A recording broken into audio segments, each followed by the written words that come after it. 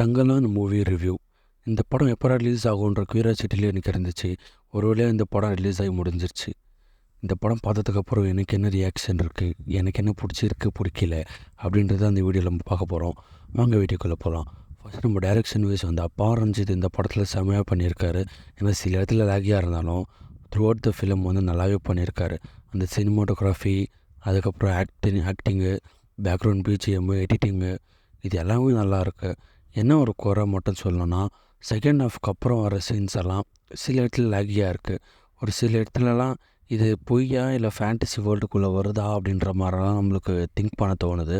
கொஞ்சம் புரிகிற மாதிரி வச்சுருக்கலாம். கொஞ்சம் காம்ப்ளிகேட்டடாக இருந்தது. எனக்கு சில இடத்துலலாம் புரியல. அது ஒரு ட்ராபேக்காக இருக்குது. அதுக்கப்புறம் பிஜிஎம்முன்னு வந்தால் எல்லாமே டாப் நாச். ஜிவி பிரகாஷோட சோல் எடுத்து அப்படியே பிஜிஎம் போட்டிருக்காருன்னு சொல்லலாம். பசுபதி, விக்ரம் இவங்க 2 பேரோட ஆக்டிங் சொல்லப்போனால் டாப் நாச்சாக இருக்குது. ஒருத்தருக்கு ஒருத்தர் சலிச்சதில்லை, 2 பேரும் பொழைச்சதில்லைன்ற மாதிரி செம்மையை நடித்து கொடுத்துட்டு போயிட்டாங்க. எனக்கு என்ன ஒரு ட்ராபேக் அப்படின்னா, சில இடத்துல வந்து நிறைய பேர் நல்லா நடிக்கலை அப்படின்ற மாதிரி இருக்குது.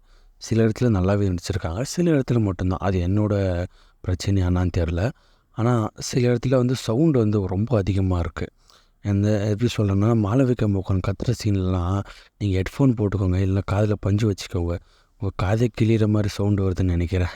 எனக்கு அது மாதிரி தான் இருந்துச்சு. படம் எப்படி இருக்குது, ஃபுல்லாக எப்படிதான் இருக்குது அப்படின்னு கேட்டிங்கன்னா, சூப்பராகவே இருக்குது. பாரஞ்சித் ஒரு நல்ல படம் கொடுத்துருக்காரு அப்படின்னு சொல்லலாம். டெஃபினட்டாக நீங்கள் தியேட்டரில் போய் படத்தை பாருங்கள்.